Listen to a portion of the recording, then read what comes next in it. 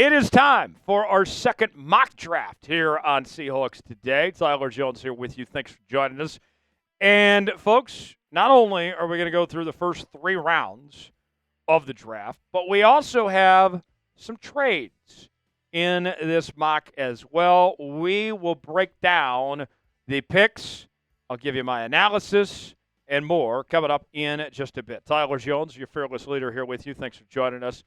If you want the Hawks to have a great draft, I need you to like today's video.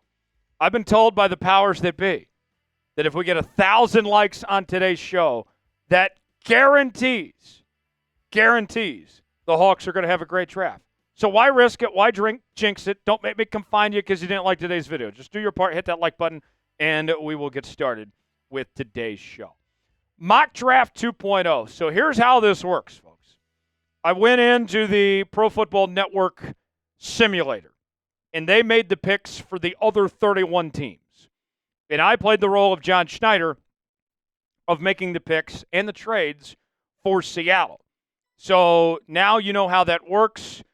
They choose the other teams, and I get to pick accordingly based on who's available for Seattle with their picks. Let's kind of set the scene for you here of what Seattle is looking at here in the offseason. Mike Macdonald entering his second season as Seattle's head coach. According to overthecap.com, the cap space for Seattle, not a whole lot of money, just $13.46 million. And on average, you spend about $10 million on your draft class, so not a ton of money to spend there.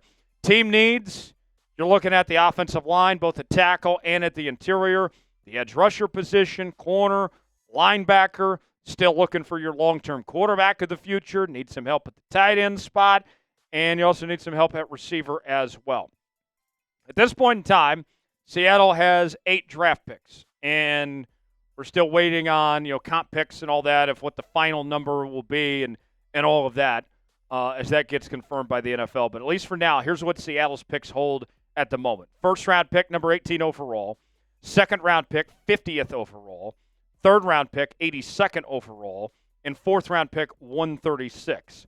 And then you have 4 more picks. They include fifth-round pick at 171, 2 sixth-round picks, one at 183, and another at 210.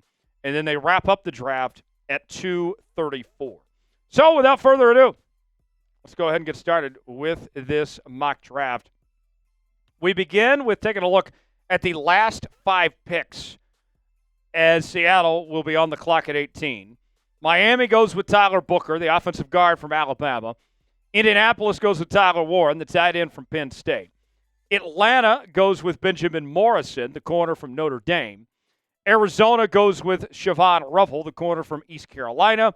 And then Cincinnati, the Bengals go with Cameron Williams, the offensive tackle from Texas. So who's still available at 18 for Seattle?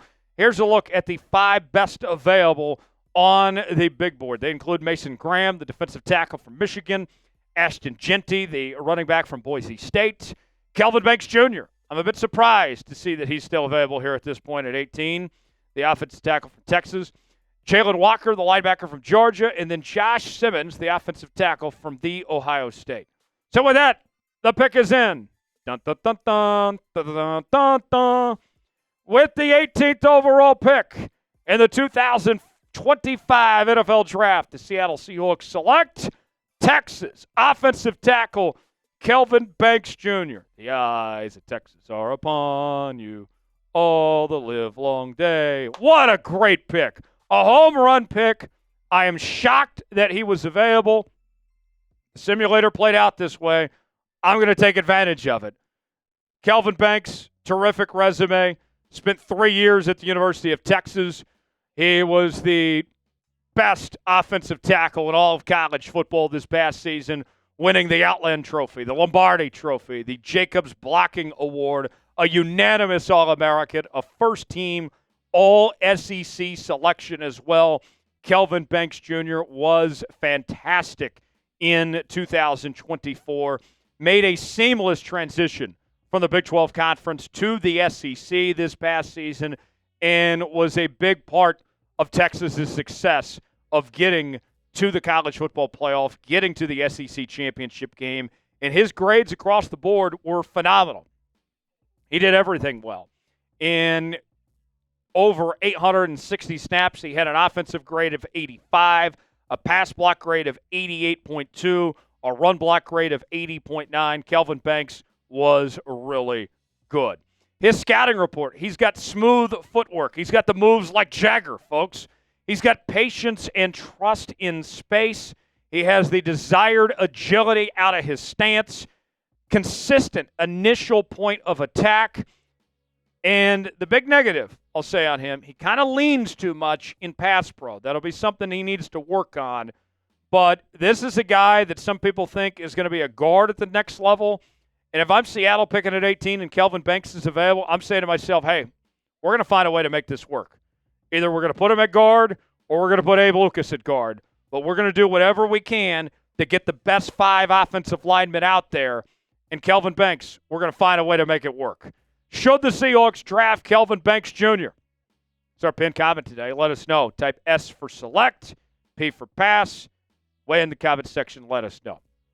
Seahawks Today is bringing you nonstop Seahawks coverage you won't find anywhere else throughout this entire offseason. There will be more mock drafts in the very near future. We're going to do a 7-round mock draft next.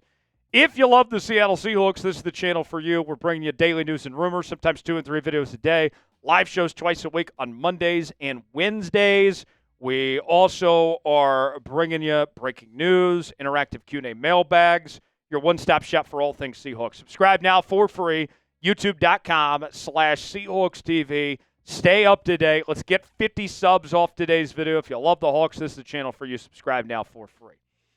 We move ahead to the second round, and we have a trade offer from the Tampa Bay Buccaneers. Here's what the Bucs are offering. A 2025 second-round pick moving from 50 down to 53, 3 spots. And Seattle gives up their 5th-round pick, and they get a 3rd-round pick next year.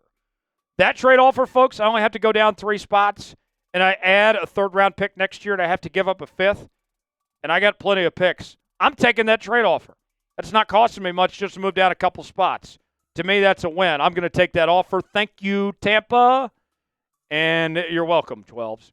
So with that, we move down to 53. And here's what is available at 53. Williams, the defensive tackle from Ohio State. Stewart, the edge rusher from Texas A&M. Jack Sawyer. Got the chance to see him play in person in the Cotton Bowl. He's the real deal. Edge rusher from the Ohio State, the national champions. Emory Jones Jr., the offensive tackle from LSU. And Landon Jackson, the edge rusher from Arkansas. So with that, the pick is in at 53 overall. Dun, dun, dun, dun, dun, dun, dun, dun. With the 53rd overall pick in the 2025 NFL Draft, the Seattle Seahawks select Texas A&M edge rusher Shemar Stewart. Let's tell you about Shemar Stewart. This guy is still very young, by the way. Only 21 years old.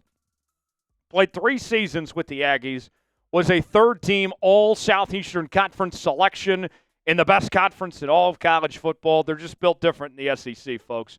He was an All-SEC freshman team selection in 2022 as well.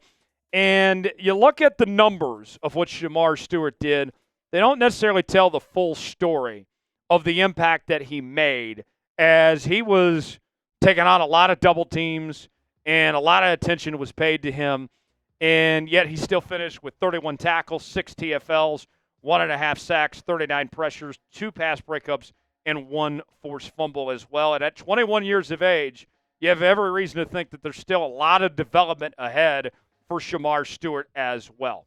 His scouting report, he's got impressive movement skills, which is very important for that position.